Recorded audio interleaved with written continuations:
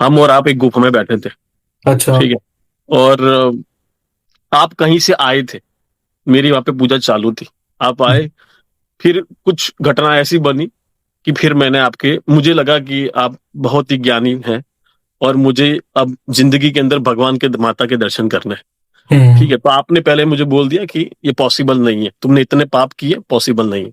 मैंने कहा भाई मैं इसलिए साधना में आया हूँ, अब मुझे इसी जन्म में भगवान के दर्शन करने हैं, माता के दर्शन करने हैं, आदि शक्ति स्वरूप के दर्शन करना है। मुझे कोई एक स्वरूप के दर्शन नहीं करने हैं, हम्म। जिसने पूरे ब्रह्मांड बनाए उनका दर्शन करना है। ठीक है। तब आपने मुझे पहले बोला कि ये पॉसिबल नहीं है। दूसरी बार बोला अगर दर्शन हो भी जाएंगे तब भी वहां पे दुनिया खत्म नहीं होती है। मैंने कहा नहीं, मेरे को भगवान के दर्शन कर दिए, फिर मेरे जिंदगी का लक्ष्य खत्म हो गया, मुझे मोक्ष मिल जाएगा। हम्म। ठीक है, तो फिर ठीक है, आपने बोला कि मैं एक बाजू पूछ के आता हूँ, मैं देख के आता हूँ, सोच के आता हूँ। गुफा बड़ी थी, आप बोले आप अपने पूजा पढ़िए, जो भी है चालू रखिए, राइट। मैं मंत्र कर रहा था। ठीक है, आप थोड़ा टाइम के बाद आए, राइट, फिर वापस आए, फिर बोला कि आपको इतना करोड़ या मंत्र करना है। और एक मंत्र बोला, मंत्र मुझे याद नहीं है, पर हमने ये मंत्र आपको करना है 1 करोड़ बारी या कुछ करोड़ बारी। मैंने कहा गुरु जी इतनी मेरी एज नहीं है, इतनी मेरी कैपेसिटी नहीं है, मैं उसका आधा आधा भी नहीं कर सकता। तो फिर आप वापस उस तरफ गए, सोच के या फ्रस्ट्रेशन से सोच के फिर वापस आए। एक काम कर, तू 1/4 कर दे, नहीं कुछ अमाउंट बोला जो 1/4 के या 1/5 के आसपास का था, इतना कर ले। मैंने कहा गुरु जी मेरे से तो नहीं हो पाएगा, मेरे को तो अभी के अभी दर्शन करने हैं।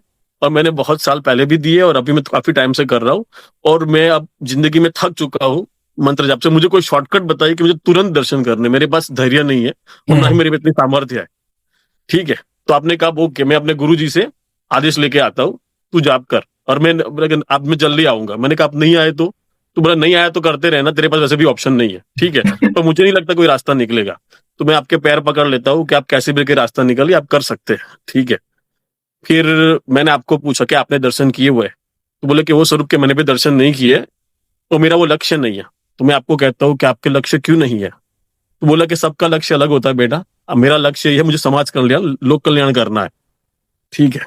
तो मैंने कहा आपको लगता है कि ये लक्ष्य मेरे भगवान का पाने के लक्ष्य से भी बड़ा है? तो आपने बोला हाँ बड़ा लक्ष्य है, और लक्ष्य अपने आप में बड़ा छोटा नहीं होता है। आप जैसे हो, आपके लिए वो बड़ा या छोटा हो सकता है, किसी राइट। को ऐसे आप जज नहीं कर सकते। ठीक है, आपने ये बोला। मैंने कहा कोई बात नहीं। फिर मैं जाप के लिए बैठा, फिर आप गए, थोड़ा टाइम लगा, फिर वापस आए आप। ओके, मुझे गुरुजी ने आदेश दिया है, आपको ये मंत्र इतनी बारी करना है, इतना तो करना ही पड़ेगा, इससे कम में कुछ नहीं हो सकता, और इतना तुम्हारे पास समय भी है, उसमें बहुत टाइम भी नहीं लगेगा। तुम कर, तुमको डेफिनेटली माता के दर्शन होंगे। मैंने कहा ठीक, कोई बात नहीं। फिर बोले कि बेटा अब मैं जा रहा हूँ, तुम्हारा इससे हो जाएगा। ठीक है, अब तुम अपनी जिंदगी की यात्रा पे आगे बढ़ो। तो मैं आपको पकड़ लेता हूँ पैर पे कि आप कैसे भी करके आप मत जाइए, मुझे बीच में कोई तकलीफ पड़ी, कोई जरूरत पड़ी तो मैं क्या करूंगा? तो हम्म। आपने कहा कि कुछ नहीं होगा बेटा, माता स्वयं तुमको रक्षा करेगी, तुम माता स्वयं तुमको गाइडेंस देगी। मैंने कहा पर मैंने आज तक कभी पहले मैंने साधना जिंदगी में की नहीं है। ठीक है, और अब आप मुझे मिल गए, मुझे कोई और चाहिए नहीं। आप मेरे साथ रहिए, भगवान नहीं भी मिलेगा तो अपन दोनों साथ में रहेंगे। तो आपने कहा बेटा मेरी अपनी जर्नी खुद चूज की है, तुमने अपनी जिंदगी खुद चूज की है। एक जीवन के अपने पथ के अंदर कोई अलग अलग नहीं जीता है, अपनी अपनी जर्नी होती है। तुम्हारा हाँ। कल्याण होगा, तुमको सफलता मिलेगी। तो मैं आपको फिर सलाह देता हूँ कि आपकी अगर लोक कल्याण की इच्छा है, लोक कल्याण का ही आपका मकसद है, तो आप बगल के अंदर, इस गांव के अंदर क्यों नहीं रुक जाते? ठीक है, मुझे कोई तकलीफ पड़ेगी, मुझे ऐसा कुछ होगा तो मैं आपको मिल भी सकता हूँ। और आप हम्म। एक जगह पे बैठोगे तो ज्यादा लोगों को पता चलेगा, तो ज्यादा लोग इकट्ठा होगे, तो आपका जो मकसद है और जल्दी पूरा हो जाएगा। राइट। तो आप ये कहते हैं कि नहीं ऐसा नहीं, मैं घूमता रहूंगा, मैं कहीं पे खड़ा नहीं रहूंगा, मैं, मेरा लक्ष्य है, मेरा नियम है, मैं कहीं पे भी 1 या 2 रात से ज्यादा रुकता नहीं हूँ। और अगर मुझे कोई सामने से मिल गया, भगवान ने कोई रास्ता, कोई जहां लिखा होगा उसका कल्याण लिखा होगा, वहीं पे मैं मिलूंगा, उससे जो कल्याण कर दूंगा। किसी को ढूंढने जाना मेरा लक्ष्य नहीं है, साइड बाय साइड में भजन कीर्तन करता रहूंगा। ऐसे करके आप निकल गए। फिर बाद में मुझे माता रानी के दर्शन हुए। एक ऐसा वो घटना भी बहुत जबरदस्त है, अगर आपको सुनना हो तो। बहुत आपकी मेरा इंटरेक्शन इतना हुआ ये कि आपको स्वप्न दृष्टि में आया सब कुछ? ना, खुली आंखों से। खुली आंखों से आया ये? जैसे आपका व्हाट्सएप का पिक्चर देखा, वो तुरंत इतना भाग आ गया। उसके बाद का हम्म। जो मैं बोल रहा हूँ वो मेरे को ऐसा लगता है मैंने सपनों में भी देखा है, और बार बार भी देखा है बाद में। यानी मुझे इतना अच्छे से याद है कि स्वप्न दृष्टि कहो ना कहो, बाद में जो माता रानी के जो दर्शन मुझे हुए, वो हालांकि वो आपकी वजह से हुए, या उनका जो स्वरूप था वो आपका एग्जैक्ट सेम है। यानी आपका जो प्रोफाइल पिक्चर है वो सेम ही दिखते हैं।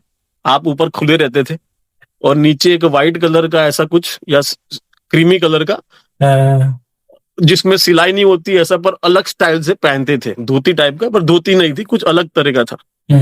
ठीक है, आप आपका एग्जैक्टली ऐसा था। और मेरी बहुत लंबी दाढ़ी थी, इतनी लंबी दाढ़ी थी, बहुत बड़े बड़े बाल थे, और नहाया ना हो, बड़े बड़े छाती पे सरी पे बाल। थोड़ा डार्क स्किन का था मैं, यानी इससे या थोड़ा उससे ब्राउनिश। उसके बाद ऐसा होता है, क्योंकि जो जो पाया है मैंने वो आपकी वजह से पाया है। क्योंकि 99% मैं इसलिए श्योर हूँ कि फेस मैच होना वो 99% मैच आपको भी कहलाता है। आपको देख के याद आना वो भी 99% मेरे को इंट्यूशन आता है कि ही पर्सन होंगे। जो बात की, जो घटना थी, मुझे बहुत सालों पहले आ गई थी, जब मैंने लाइफ में बहुत स्ट्रगल की थी, बहुत परेशान था, इतना परेशान कि सुसाइड करने का मन पर बहुत साल ऐसे निकल गए कंटिन्यूसली। तो फिर मैंने कहा मेरे को ऐसी जिंदगी क्यों मिली, क्यों मिली, क्यों? तो एक बार रात को सपने में मुझे दर्शन दिए भगवान ने। पहले भगवान के दर्शन हुए माता के, उसके बाद फिर पूरा ऐसा बैक फ्लैश में गया और ऐसा दिखा, वही गुफा के अंदर मैं अचानक से आंख खुलती है, मुझे लगता है कोई मेरे को बुला रहा है, आकाश आकाश, यानी उस टाइम पे जो भी नाम था। मैंने आंख खोला खोला, मैं देखा गुफा में कोई नहीं चारों तरफ, और मैं गुरु जी की चिल्लाता हूँ। फिर बोलता हूँ अरे मेरे सारे, मैंने जितने मंत्र बोले सारे मंत्र कर दिए। हाँ मैंने कर दिए। माता जी कहाँ है, माता कहाँ है? तो थोड़ा अंदर अभिमान आ चुका था, मैंने इतना इतना मंत्र किया, माता आई नहीं, ऐसा हो नहीं सकता। माता ने मुझे बोला था, गुरु जी ने बोला था माता के दर्शन होंगे, माता के दर्शन होंगे। कहाँ है माता? गुरु जी का वचन गलत नहीं हो सकता।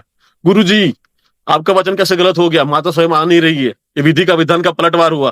तो अचानक से फिर माता का आवाज कहीं और से आता है, मैं चारों तरफ घूमता हूँ, बहुत बड़ी गुफा थी। समझ गया। तो हाँ, तो वहां पर देख आवाज नहीं, आवाज कौन है, कहाँ है, कहाँ है? और सडनली मैं देखता हूँ तो एक बाजू कोने में जहां से मैं होके आया था वहीं पे वापस जाता हूँ, तो शेरा वाली की जो बाघ पे बैठी हुई जो वैष्णो देवी वाली मूर्ति है, अंबा माँ की 8 हाथ वाली, वो मूर्ति एग्जैक्टली तकरीबन 10-12 फुट की थी, यानी मेरे से थोड़ी बड़ी थी, 7-8-10 फुट की थी। तो वहां पे एग्जैक्टली उल्टे, यानी मेरे से पीठ दिख रही थी उनकी, तो वो खड़ी थी। मैं आगे जाके देखता हूँ तो शेरा वाली थी। मैं भी पैर में पैर उनको पैर छुए पहनो, वही रोने लगा, या उनको सब कुछ किया हाँ। फिर उसके बाद उनको टच करता हूँ, माता ने आपने दर्शन दिए, मेरा धन्य भाग हो गया, मैंने इतने पाप किए वगैरह वगैरह। फिर देखता हूँ तो कुछ बोल नहीं रही है, ऐसा मूर्ति स्वरूप है, आंखें पलक झपक नहीं रही है, और बॉडी को टच कर रहा हूँ, साड़ी को टच कर रहा हूँ, शेर को टच कर रहा हूँ, सारी स्किन ओरिजिनल है, सब कुछ ओरिजिनल है, नाखून वाखून सब टच किया मैंने उनको। फिर गाल को किया, फिर धक्का लगाया, माता जी बोलो बोलो, ऐसे आप मुझे मत करिए, राइट? आप कुछ भी मुझे ऐसा तो गुस्सा करो या मैंने कुछ भी किया हो, पर कुछ भी नहीं बोल रही। तकरीबन 15-20 मिनट का वो सीन रहा। फिर मेरे को गुस्सा आने लगा, माता जी आप मुझे ऐसे आधे दर्शन मत दीजिए, आप ऐसा ही दर्शन देने थे तो दर्शन ही क्यों दिया? ये तो मूर्ति ही हो गई ना, आप जमीन से प्रकट वाली हुई भी मूर्ति हो गई, तो ये तो गलत है। गुरु जी आपका ये वचन गलत कैसे हो गया, फिर अंदर से मेरे को अंदर से ख्याल आता है कि यार ये शॉर्टकट में पाया हुआ है चीज और जबरदस्ती बुलाया है। तो फिर भी मैंने कहा नहीं नहीं नहीं, आप दिया है तो प्रॉपरली करिए, आप मान जाइए, मैं तो आपका बेटा हूँ। फिर थोड़े बाद मुझे गुस्सा आता, कोई बात नहीं माता जी, मैं वापस पूजा करूंगा और आपको वापस प्रकट करूंगा। फिर मैं आगे चलता हूँ, उल्टा देखता हूँ तो चले जाते। फिर मैं रोने लगता हूँ, गुरु जी मैंने तो ऐसे तो प्रार्थना नहीं की थी, आप तो ऐसे ये तो नहीं मांगा था, ऐसे दर्शन तो मेरे को बहुत बड़ी भगवान ने सपने में भी दिए हुए, ये कौन सी बड़ी बात है? दर्शन होना नहीं होना तो सेम हो गया मेरे लिए। फिर वहां पे ऊपर से आकाशवाणी आती है, ऊपर से सुनाई देता है मुझे, बेटा तुमको पता है, तुमको कुछ कहने की जरूरत नहीं है, मैं तुम्हारी भक्ति से बहुत प्रसन्न हूँ, तुम मेरे बहुत अच्छे बच्चे हो, बट विधि का विधान और कर्म का सिद्धांत को कोई पलट नहीं सकता है। तूने इतने खराब कर्म किए, उसका पाप का इसका भुगतने बिना तुमको मैं दर्शन दूं, तो मेरे कर्म के सिद्धांत को वो गलत पड़ेगा और ये पाप कहा जाएगा। इसीलिए मैं चाहती हूँ कि तू और पूजा पाठ करे, मैं तुमको एक बार और दर्शन करूंगी, पर तुमको उससे पहले सारे के सारे तुम्हारे कर्म के, तुम्हारे जो भी पाप है तुमको वो भुगतने पड़ेंगे, और उससे विधि से कोई बच नहीं सकता। तुमको सब जानते हो, और मैं तुम्हारे में से साथ रहोगी, ऐसा बोलते। और मैं भी कहता हूँ कि मैं भी वापस एक बार और जन्म लूंगा। मैंने कहा इस जन्म में तो मैं वापस वो भुगतने संसार में तो जा नहीं सकता, मेरी पास उम्र भी नहीं बची है, पर मैं एक और जन्म लूंगा माता, सारे पाप मैं मेरे भुगतूंगा, और वापस आपको आना पड़ेगा और इसी स्वरूप में आना पड़ेगा, और आपको ठीक से बात करनी पड़ेगी नेक्स्ट टाइम। ऐसा मेरे को याद है।